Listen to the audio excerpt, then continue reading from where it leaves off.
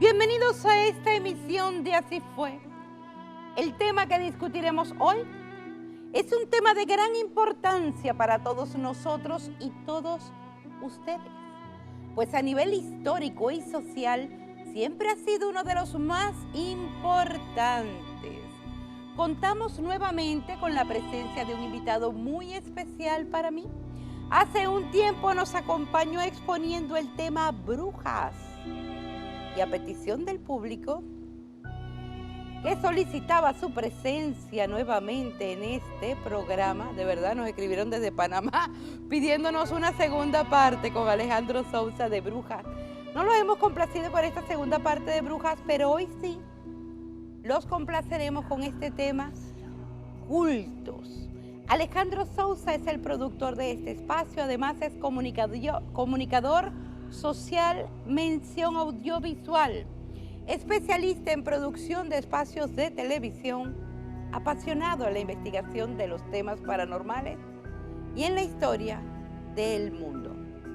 También es locutor, periodista y con 17 años de experiencia en los medios. Bienvenido, mi querido Alejandro Sousa. Gracias, Alicia. Gracias. Da tus redes, por favor, porque sé que tienes fans a raíz de este programa Bruja. Mis redes, Alejot83 en Instagram y Alejandro Sousa en Facebook. Alejandro, sería imposible calcular la data de la historia de los cultos. Desde que el mundo es mundo y en todas las civilizaciones, los cultos religiosos han estado presentes. Tenemos así el culto con el que se preparaban para la muerte en el antiguo egipcio. También los cultos sumerios, que se refieren a los primeros cultos en la civilización. Así es.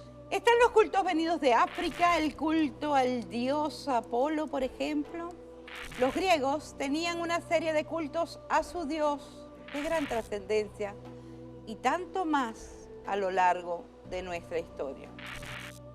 Creo, Alejandro, que es necesario empezar a escudriñar este tema preguntándote, ¿es igual religión a culto? No, indudablemente que no.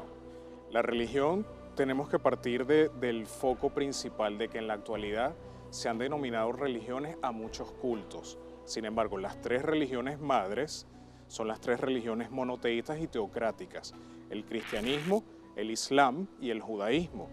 ¿Por qué digo monoteístas? Porque adoramos un solo Dios, monoteístas de uno solo, y teocráticas porque parte o pilar fundamental de nuestra fe, y digo fe porque soy cristiano católico, es un libro. En el caso de nosotros los cristianos, la Biblia, Antiguo y Nuevo Testamento, los judíos la Torá y el islam con el Corán.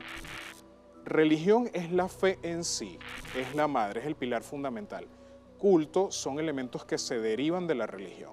Ahí está la gran diferencia. La religión es la creencia, lo que te motiva a creer en la fe. Cultos son elementos que derivan de la religión.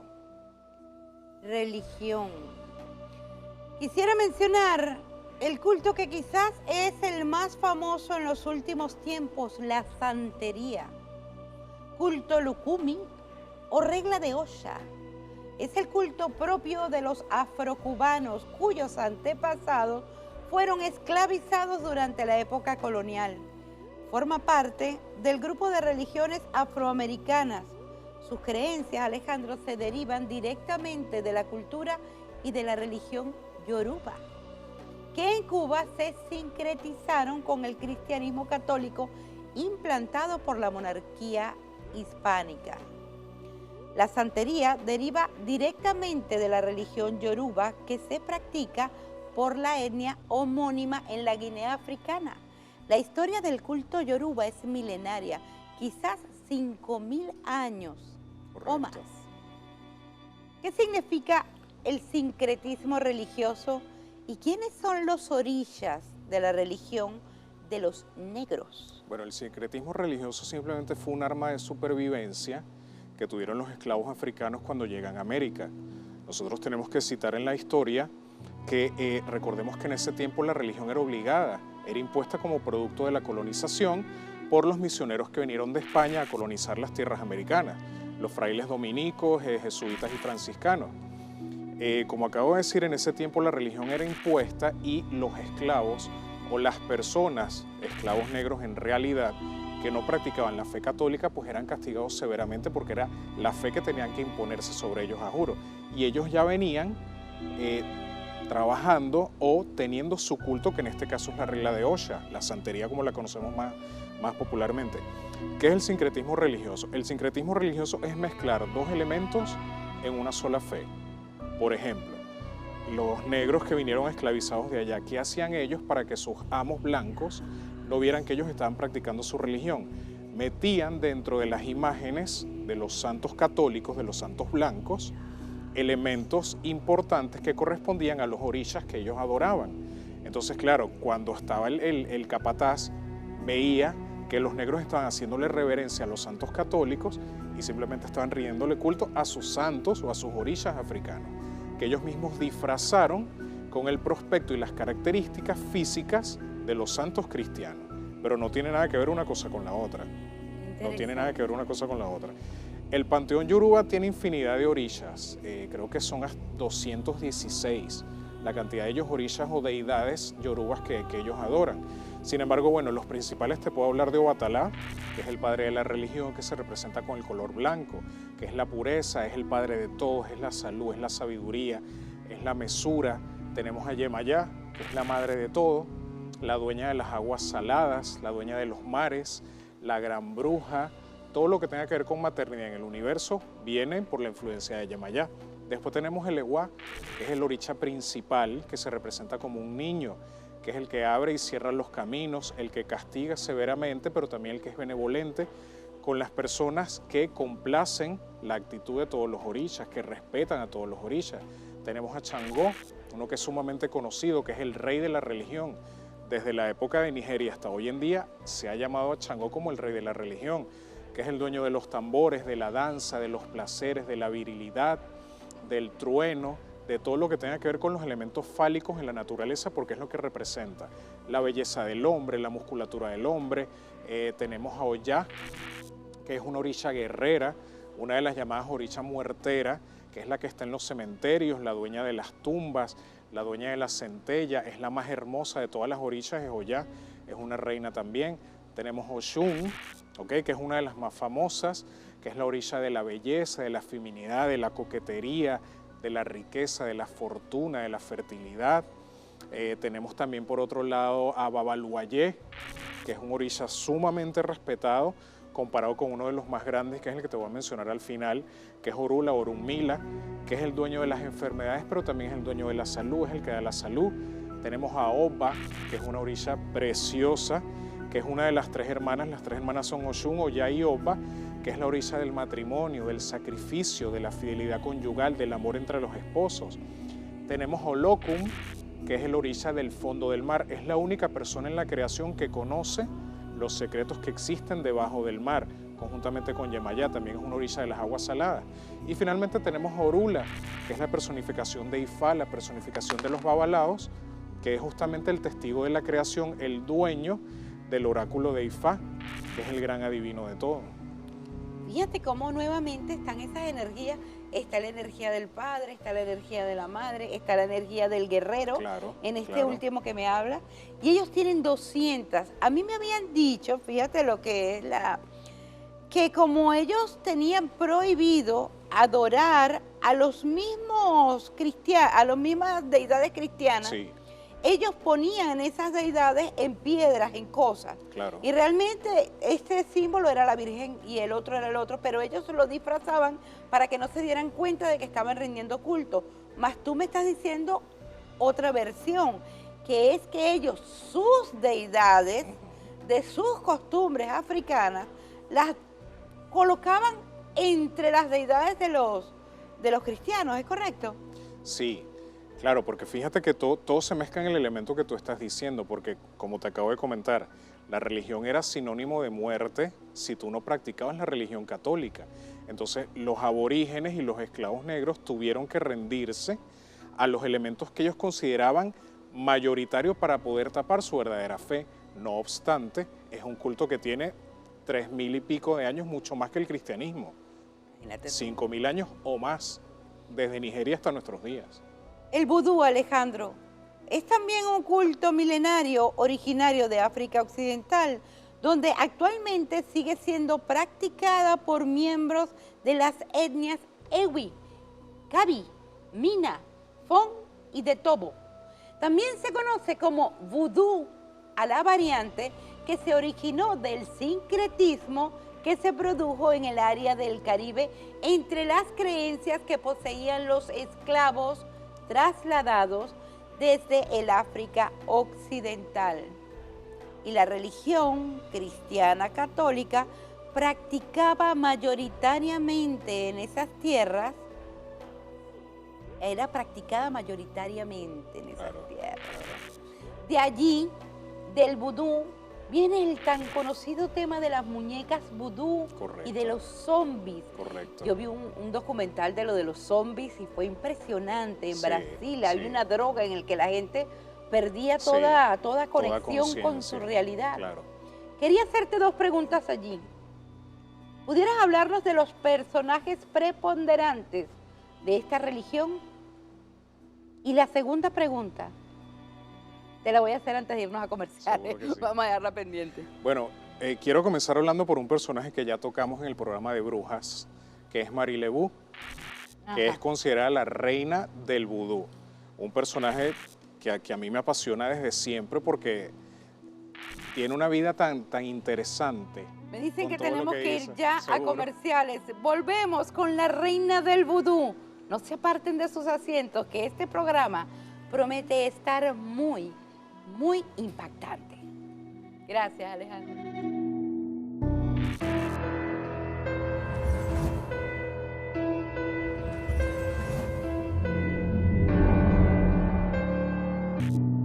Continuamos en Así Fue hoy con este programa Cultos y nuestro invitado, el periodista Alejandro Sousa, quien ha realizado un trabajo extraordinario y lo está compartiendo con todos nosotros.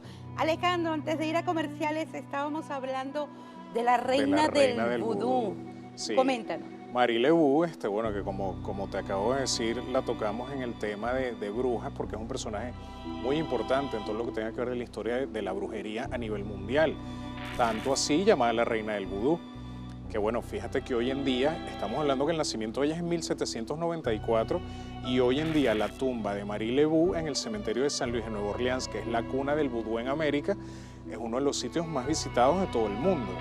Porque justamente su magia consistía en unir los corazones de los amantes que habían roto.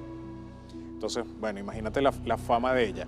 Tenemos a Papa Legba, que es un personaje encantador, diría yo, porque es el que conduce todas las almas de los vivos hacia el lugar de los difuntos. A él dicen las tradiciones que es un personaje que habla todas las lenguas existentes en el mundo. De hecho, la persona que lo invoca tiene que invocarlo en francés, porque es el idioma que a él más le gusta.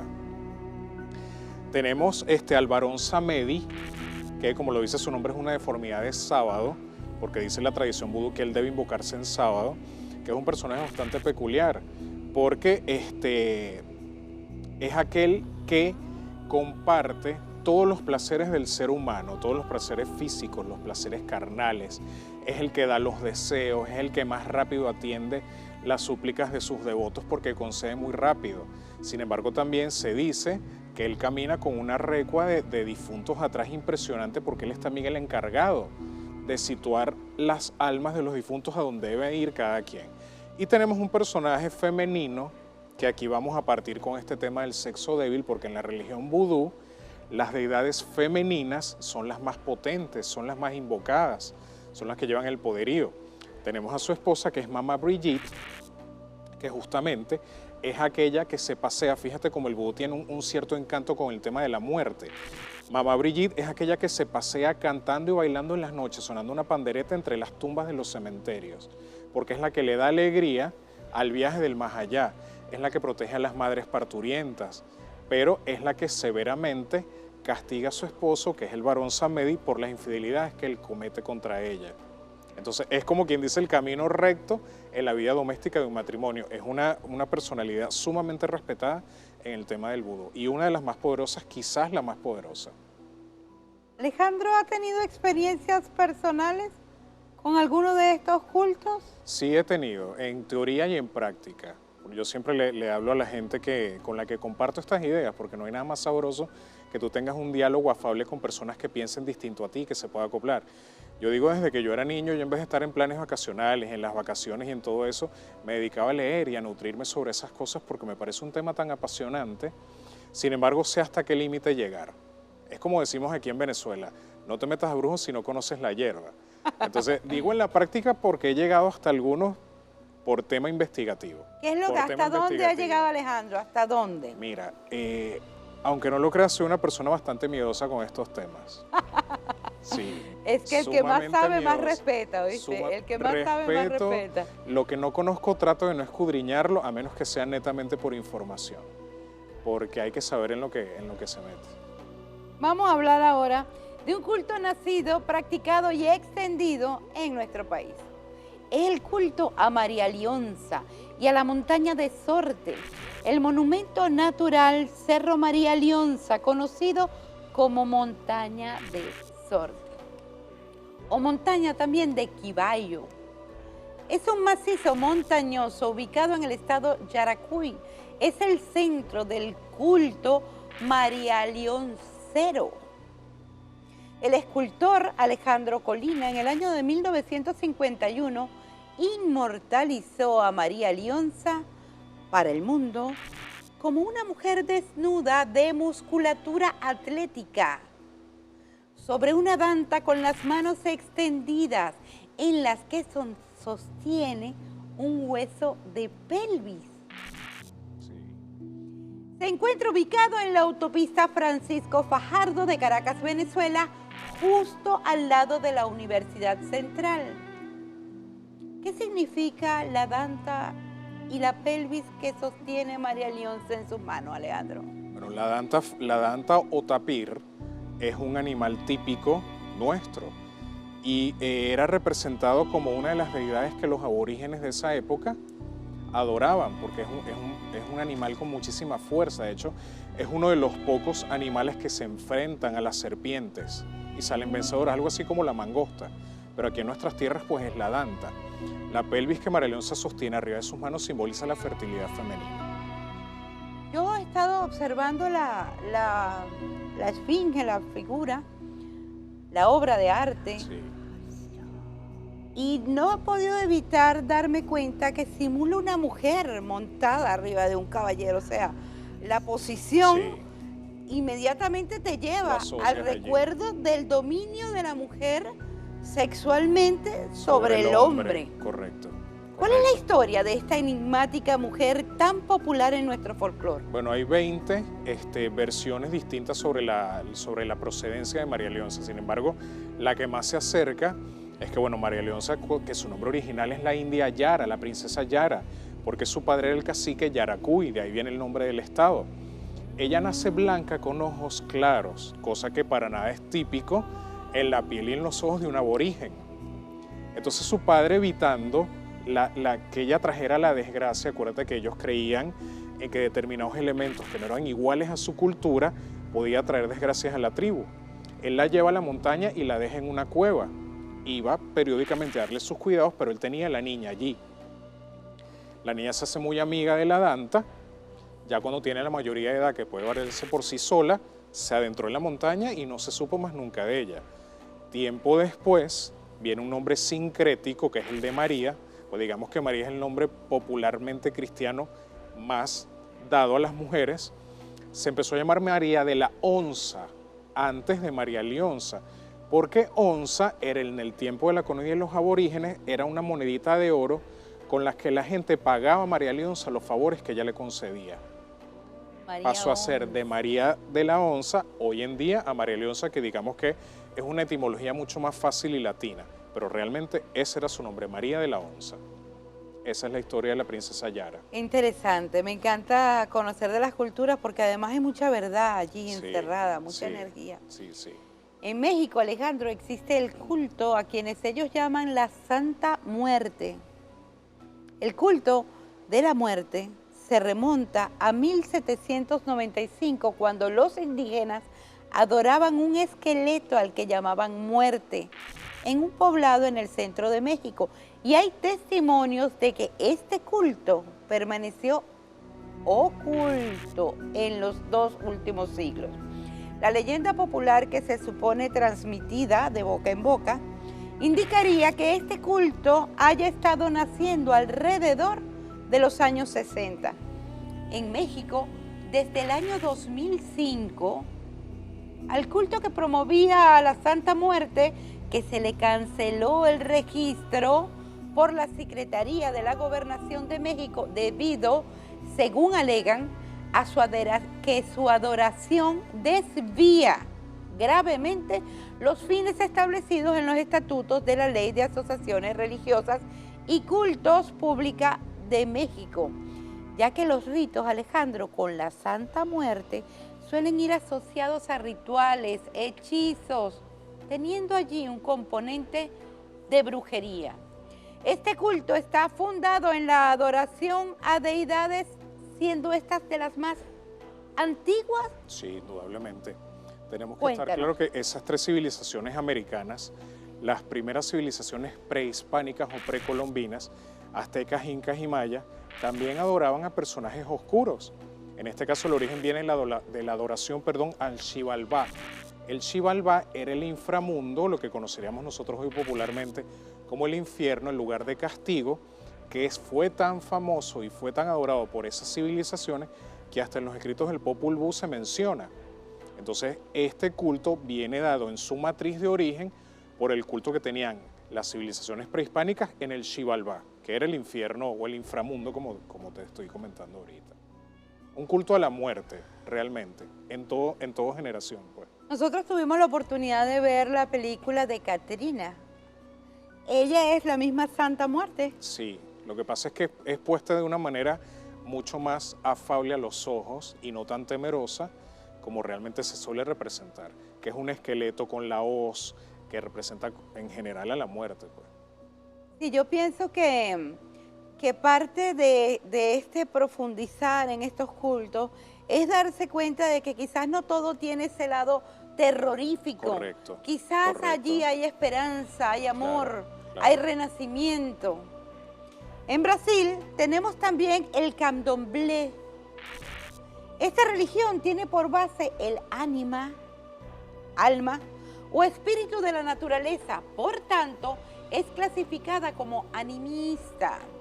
Se presume que sacerdotes animistas que fueron esclavizados y transportados al Brasil y a las colonias españolas transmitieron estas creencias, su cultura, a otros esclavos, los que eventualmente escaparon y formaron asentamientos de cimarrones llamados también quilombos. Su cultura y sus dialectos datan entre 1549 y 1888. La Umbanda es una religión fundada también en Brasil a principios del siglo XX. Es una religión ecléctica que ha tomado elementos provenientes de variadas vertientes religiosas. En esta cultura, Alejandro, ya se conocía el fenómeno de la incorporación de los médiums, Sí, señor. pues era practicado por el chamanismo en sus ceremonias. Ellos ya creen en la inmortalidad del espíritu, en la existencia del mundo sobrenatural y en la capacidad de que los muertos interfieran en la vida de los encarnados. Ahora bien, ¿qué relación hay entre la regla de Osha, el candomblé y la Umbanda? Sí. Pero me lo respondes Al venir de comerciales. al venir de comerciales. Ya regresamos con más de Así Fue. Hoy con su emisión especial, Cultos.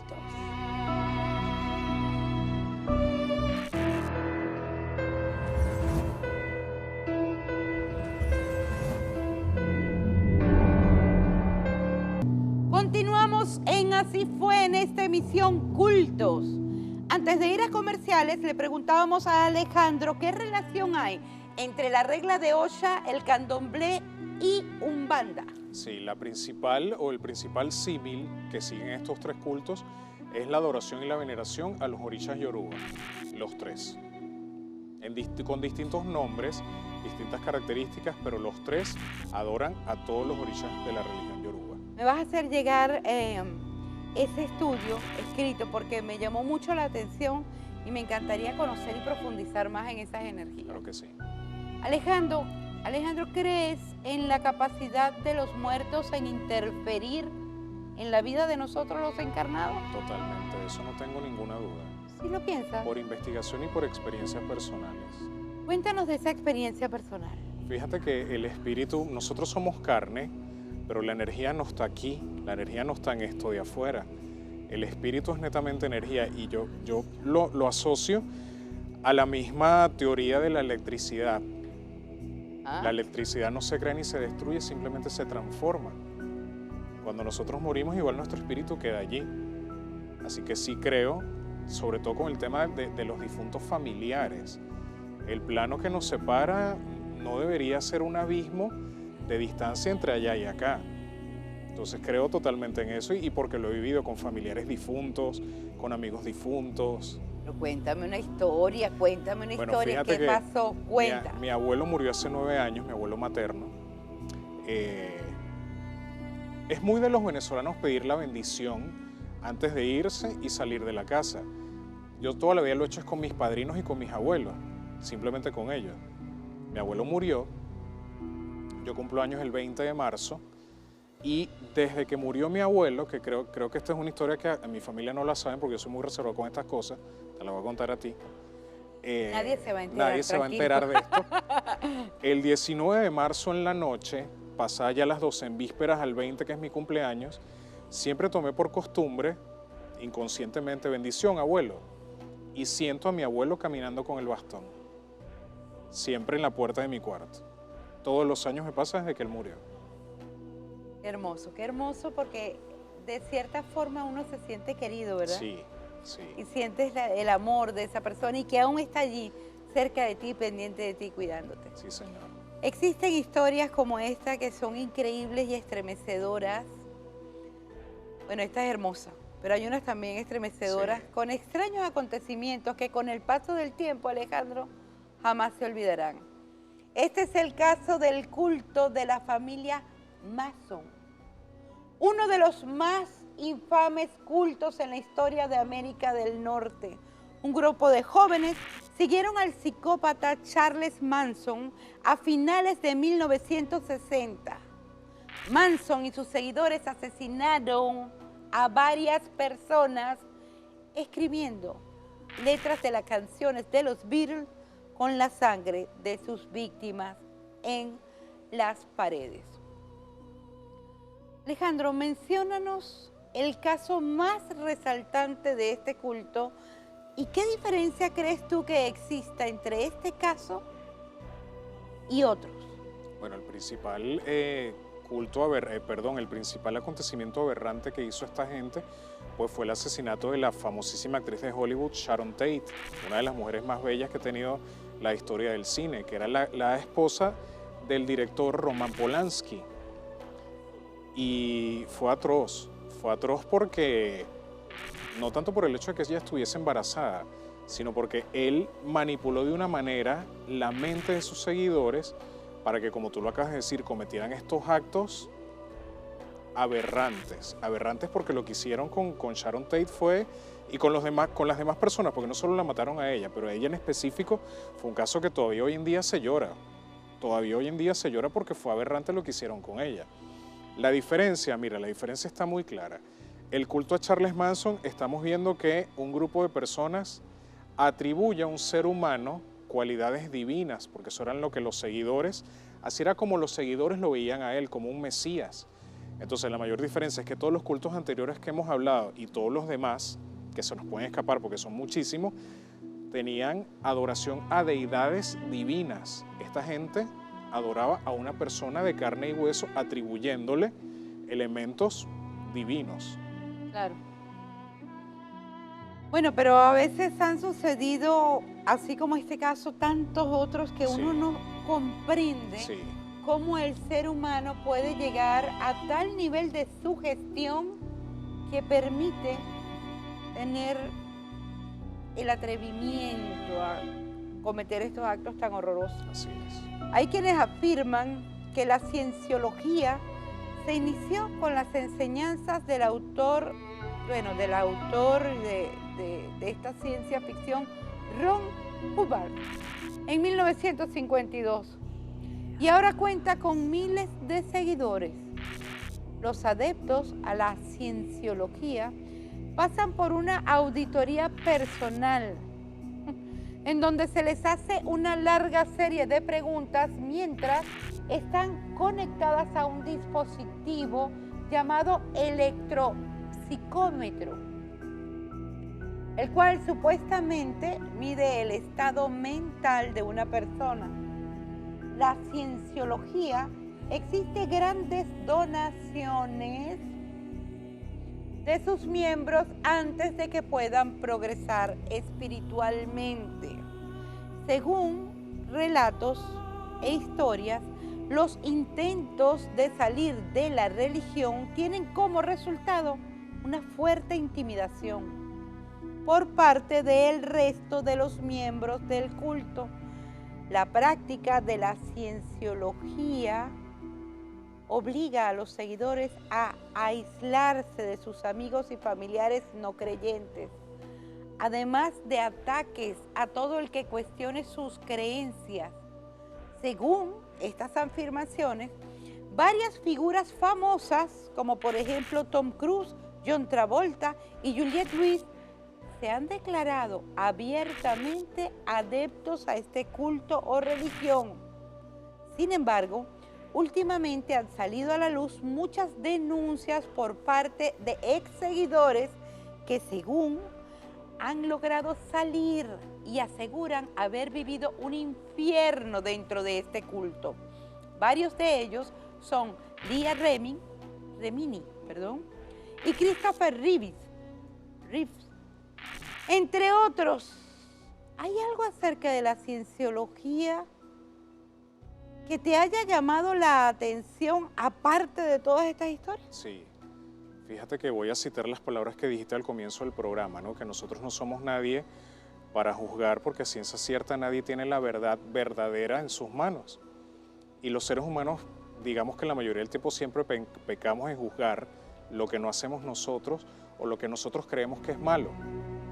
Pero leí hace poco, hace unos meses atrás, un tema sobre la cienciología, que es que las mujeres adeptas a este culto, cuando dan a luz, ellas mismas tienen que ingerir su placenta después que dan a luz, se la tienen que comer.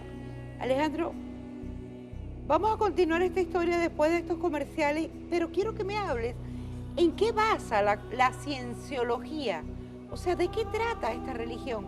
Por favor, nos cuentas al regreso de estos comerciales la evidencia que ha arrojado tus investigaciones. Ya regresamos con más de este, no sé cómo llamar programa, de Así Fue. Ya volvemos.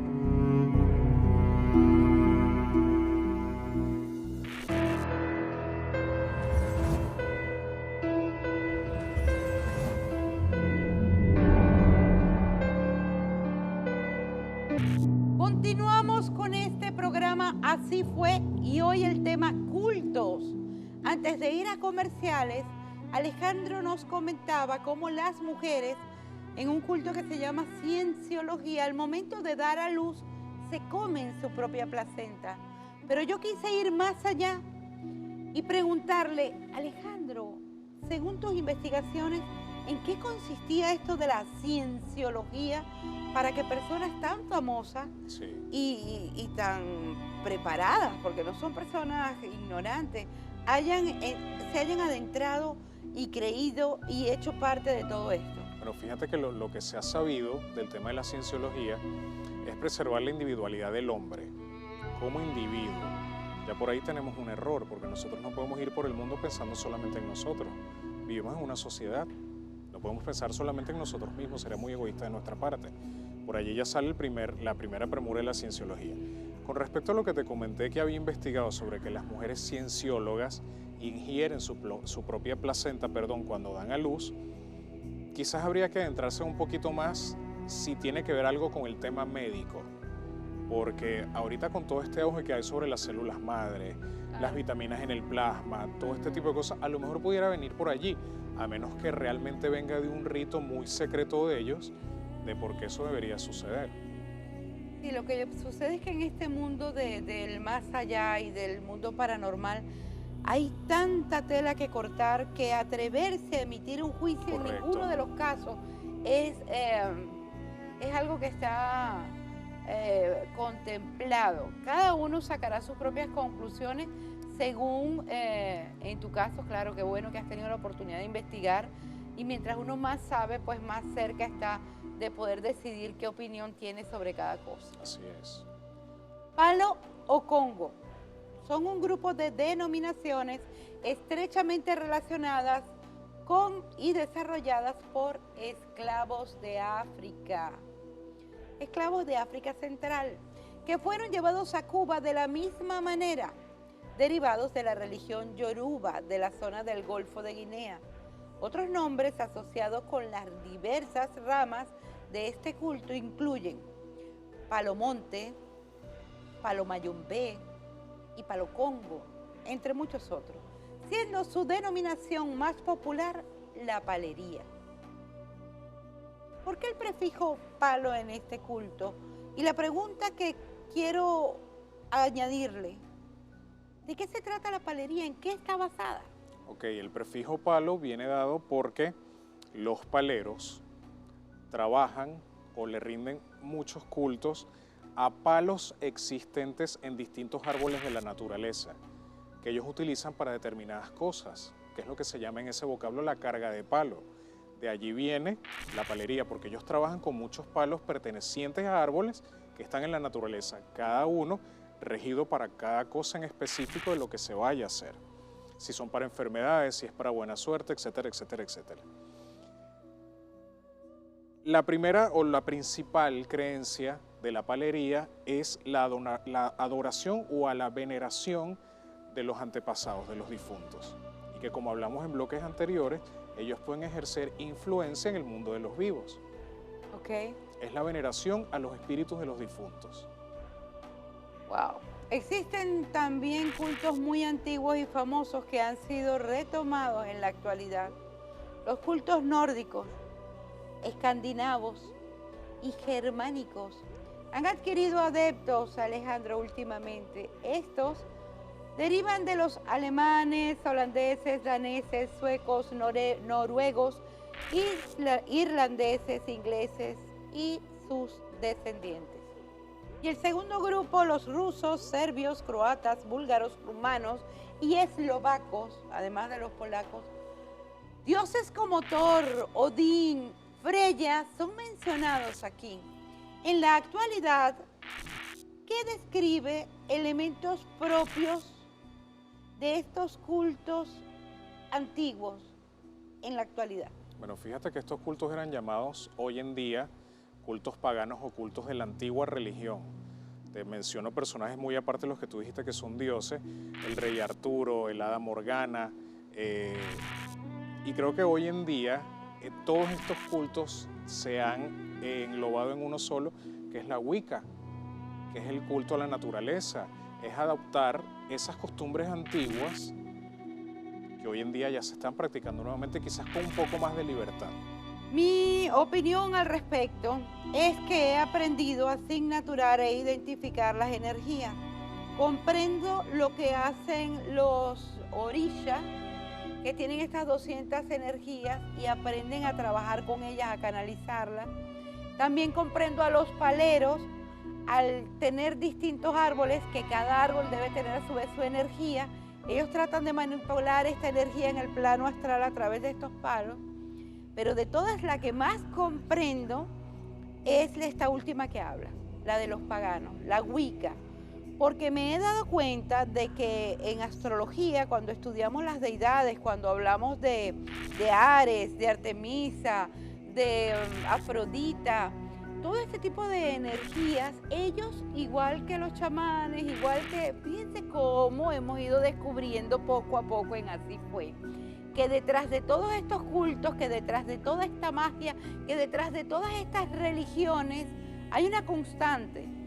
El reconocer, el signaturar las energías en distintas cosas en el plano físico para utilizarla a favor de una intención. Sí.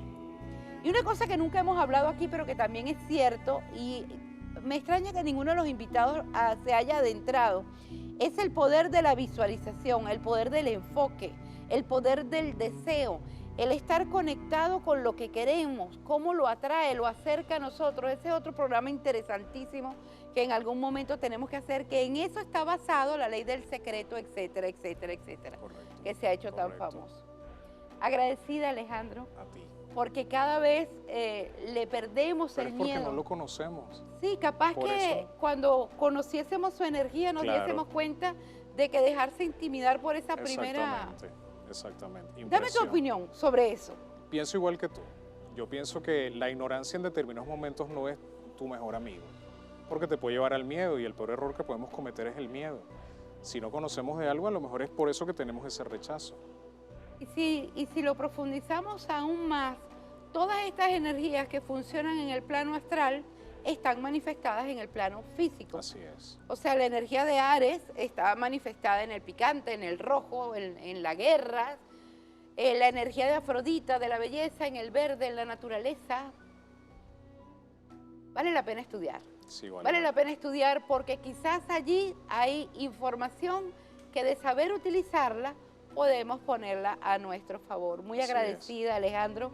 Una vez más, un programa contigo ha sido muy completo, ha aportado mucha información. Yo sé que nuestro público tiene ganas de saber más, porque era de hacer un programa de cada uno de esos cultos que nos comentaste. Sí. Danos una conclusión final que ya nos toca despedirnos y tus redes, por favor. Bueno, mis redes, Alejoto83 en Instagram y Alejandro Sousa en Facebook. La recomendación que yo le puedo hacer a todo el mundo es la siguiente: sean coherentes con la fe que tengan. Todos estamos llamados para un camino, yo creo firmemente en eso.